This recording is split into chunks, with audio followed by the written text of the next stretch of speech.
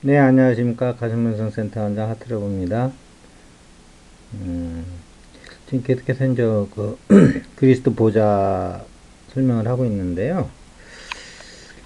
물론 일반적인 수행자들한테는 뭐 힐링이라든가 뭐 그 생활 속에서 이렇게 느껴지는 고통들을 경감해주는 그런 수행법을 소개해주는 것도 의미가 있을 수는 있는데, 이게 결국은 궁극에 가서는 어떤 수행을 해야 되는 거냐라고 했을 때는 당연히 이제 우리가 영성과 본성, 인성에 대한 어떤 핵심으로 들어갈 수밖에 없잖아요.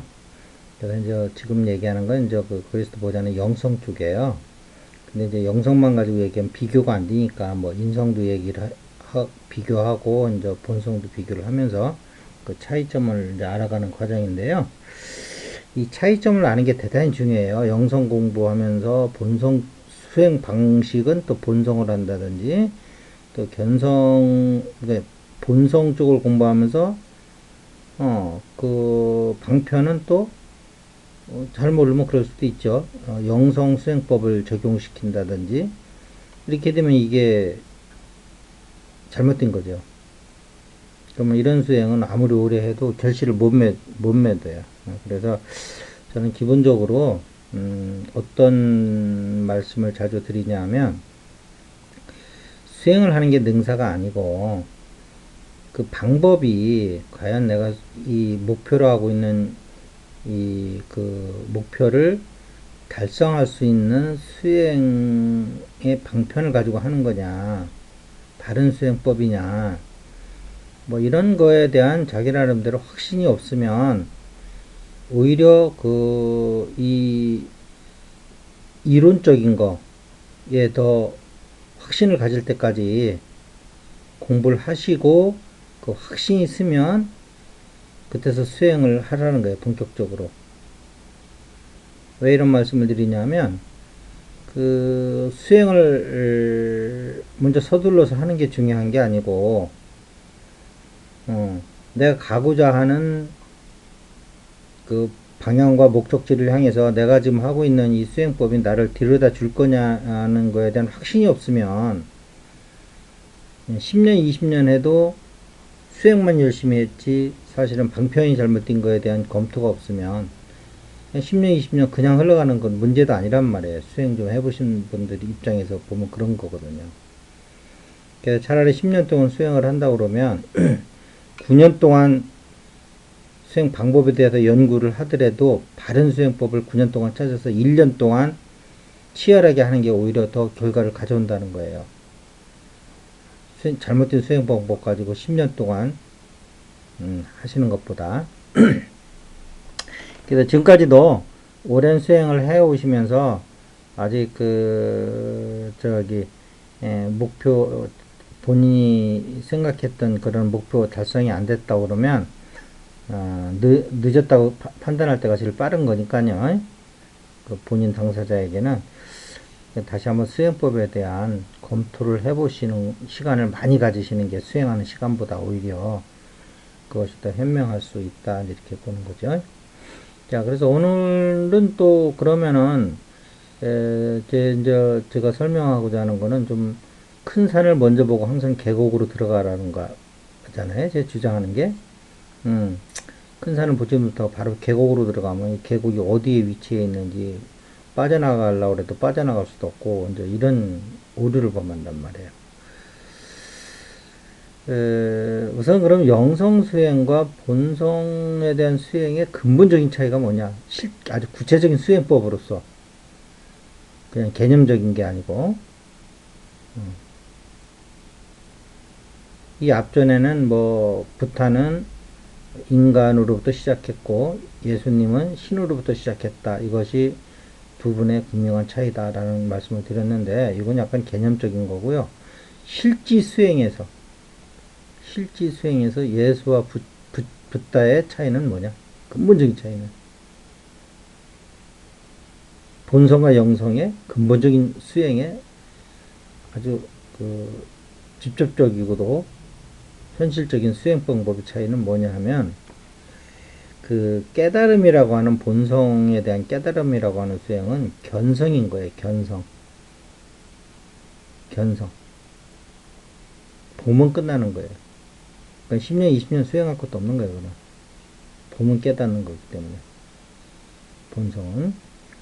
자, 그런데 이제 그럼 영성은 뭐냐? 그 본성에서 색으로 나오는 입구의 영성이 시작된단 말이에요. 태극으로, 무국에서. 동양적인 어떤 그 상징적 기호로 하면 태극, 무국, 저기 황극이잖아요. 그러면 이 태극만 해도 이제 인격적인 그 면이 있다고요. 하나님이라는 거 기독교에서 보면 완전 인격적이잖아요. 불교 신도들이 보면. 그 본성이라고 하는 건 알아차림만 했지 인격이 없어요. 거기는. 불보살들이 나오면서 뭐 인격적인 게 나오는 거고요. 본성 그 자체는 견성의 대상이 되는 본성 그 자체는 없다고요. 근데 불교 공부하시는 분들이 뭐 또 관세음보살님을 칭견하려고 또 수행하시고 이거는 약간 기독교적인 거예요.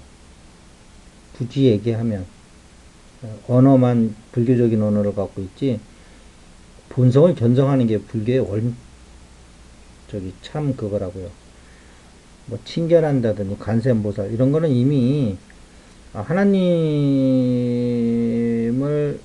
관상한다는 거 뭐 다르다는 건 그쵸?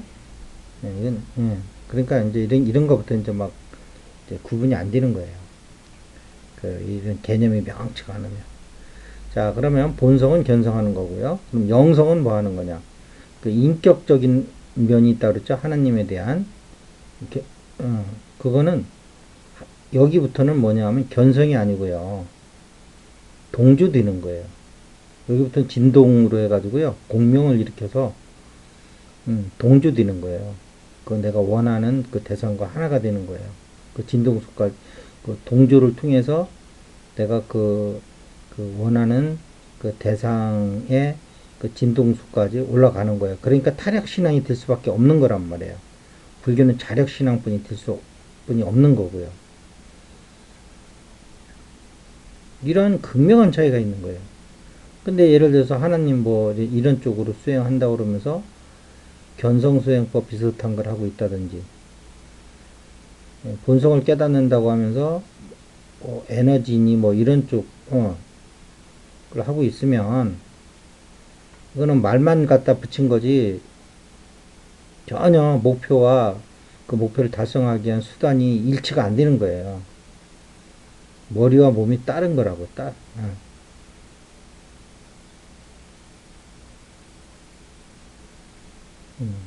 그래서 다시 한번 얘기하는데 이러한 어떤 큰 수행에 세 가지 축이 있단 말이에요. 이 삼수원리라는 거는 이건 우주의 원리인데 존재도 이 삼수의 원리를 쫓는다고요. 모든 것이 다. 그 한 나라에도 보면 입법, 사법, 행정 그러잖아요. 국민, 주권, 국토 뭐 이렇게 전부 세 가지로 이루어졌다고요. 존재가 삼수원리라고 그러는데 우리 존재도 본성, 영성, 인성 이렇게 세 가지가 있단 말이에요. 그러니까 무국, 황극, 태극이라고 이제 우리 동양에서 이렇게 표현하죠. 예. 그래서 그 무국은 즉 본성은 견성을 하는 거고요. 동준이 이런 게 아니에요. 공명이니 그냥 즉각적인 거예요. 그러니까 어떻게 보면 옛날 그 조사선 같은 게 더 맞는 걸 수도 있어요. 그 옆에 그 스승이 있어가지고 그 상황이 되면 거기서 탁 깨트려 주는 거예요. 그 상황에서. 그러니까 아주 그 조사님의 그 눈이 날카로운 거죠. 아니? 날카로워가지고 제자가 여기서 탁 틀어주면 이거 제자가 깨어나겠다. 뭐 그런 얘기는 많잖아요. 이렇게 제자를 보고 있다가 그 적정한 시기에 적절한 방편을 통해서 깨우쳐주는 얘기는 많이 있죠. 뭐 신발끈을 묶으려고 그러는데 옛날에 호롱불이라고 그랬나요? 옛날에 호롱불을 탁 끄고 나서 이때 제자가 대우를 했다. 크게 깨달았다. 뭐 이런 얘기도 있고요. 뭐 여러 가지가 있어요. 그는. 예. 그때 이제 그 불을 안 껐다든지 뭐 이러면 이제 그 제자는 또 몇 년 동안 그냥 가는 거죠. 그 타이밍을 놓치면. 이런 게 견성이란 말이에요. 거기에 무슨 동주니, 공명이니, 에너지니 이런 게 뭐가 필요 있어요. 오로지 청정한 마음 하나뿐인데.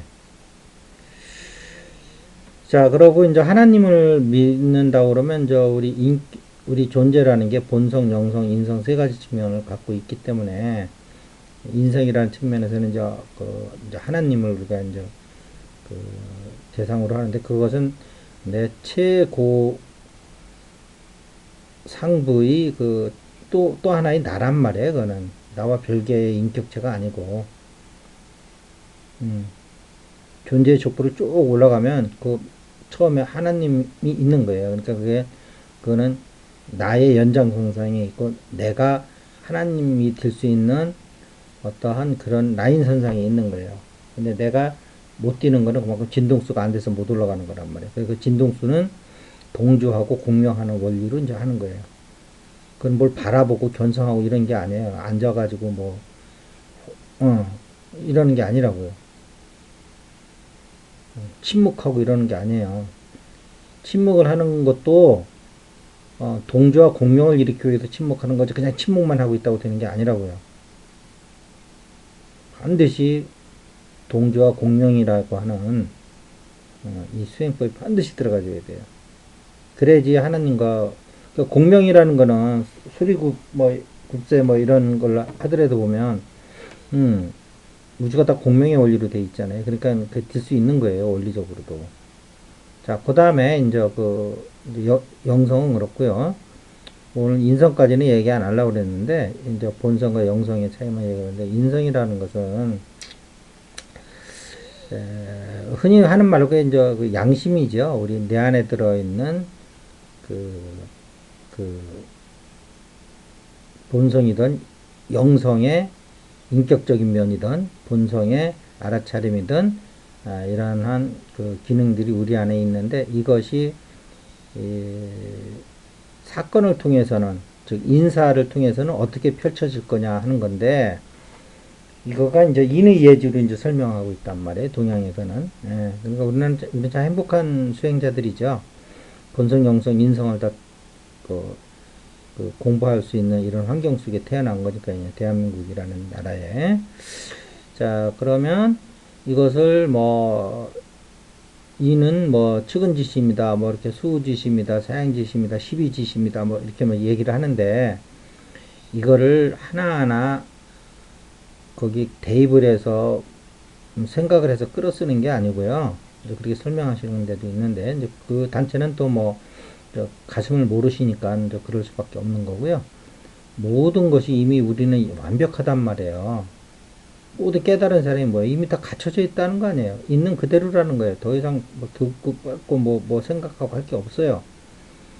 가슴을 알면 인의 예지를 그냥 꺼내 쓰시면 되는 거예요. 이미 다 있어요. 그냥 꺼내 쓰시면 돼요. 꺼내 쓰시면. 다른 게 없어요. 꺼내 쓰다 보니까 그 특징이 인의방은 측은지심의 특성이 있고 예방은 사양지심이 있고 이렇게 되는 거지 예를 지키는데 사양지심을 써라 이런 게 아니라고요. 원인과 결과가 좀 바뀌어진 거예요. 의예방에 갔더니 수지심이 있더라. 그런 거지 거기서 수지심을 내가 의지로 내서 쓰는 게 아니에요. 12지심도 마찬가지고, 지혜. 그래서, 깨닫지 못하면은 다 인위적으로 만들어 써야 되는 거고요. 깨달으면 다 무위법인 거예요. 무위법. 노자측으로 가는 거예요. 있는 거 그냥 꺼내 쓰면 되는 거예요. 어느 것 하나 우리가 손댈 게 없어요. 이미 다 돼 있는 거예요. 우리가 뭘 하겠다고 생각하면 그건 못 깨달은 거예요. 뭘 해야 되겠다면 그때 이제 에고가 작동이 되는 거란 말이에요. 에고는 참 어, 불완전해요. 그래서 깨닫지 못한 사람들이 펼쳐놓은 삶을 5, 60대 가보면 다 얽히고 설키고 상처, 상처뿐이고, 다 그런 거 아니에요? 우리 삶이라는 게? 서로 척만 지고 앉아있고, 에고가 삶을 운전하면 전부 그런 거라고요. 그 뭐 누구의 잘못이 아니에요, 그거는. 그래서 결론적으로 얘기하면, 이제 우리가 크게 존재 축이 큰 산을 먼저 보라는 거예요. 계곡에 들어가서 또 조그만 수영법 하나 가지고 막 그것만 열심히 하지 마시고, 그게 어디에 쓰는 물건인지도 모르고 막 쓰시다가 부작용만 내지 마시고요. 우리 존재는 크게 세 가지 측면이 있다. 본성, 영성, 인성. 이 세 가지뿐이 없어요. 딱 잘라 얘기하면. 그 다음에 본성은 보는 거고, 견성하는 거고, 영성은 공명하는 것이고, 음, 인성은 우리 가슴에서 꺼내 쓰는 것이고, 뭐 수행이랄 것도 없어요. 아시겠습니까? 요 세 가지, 요 세 가지를 딱 넣으시고, 여러분들이 하시면 되는. 그렇다고 보면 그나마 그래도 제일 어려운 건 뭐냐? 인성은 꺼내 쓰면 되는 거고, 인의 예지 각 방에 가서. 견성은 보면 되는 거고. 근데 보는 것도 그렇게 쉬운 건 아니죠. 사람에 따라서는.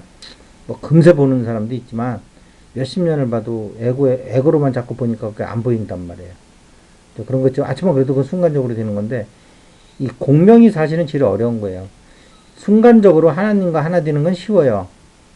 이것도 공명이니까. 그런데 그 공명을 통해서 우리 몸까지 빛의 몸을 만들려고 그러면 그건 조금 좀 시간이 걸리겠죠. 물질의 몸이라는 게 이렇게 쉽게 변하는 게 아니니까. 이제 그런 면은 있지만 그래도 그 큰 수행의 틀을 보면 지금까지 얘기한 그런 그, 이론적 바탕을 가지고 여러분들이 수행을 접근하시면 크게 잘못된 건 없다. 잘 모든 것이 잘 돼서 좋은 결실을 맺을 것이다. 인성, 영성, 본성을. 근데 이제 수행에 따라서는 어떤 분은 인성만 공부하시는 분, 또 어떤 분은 영성만 공부하시는 분, 어떤 분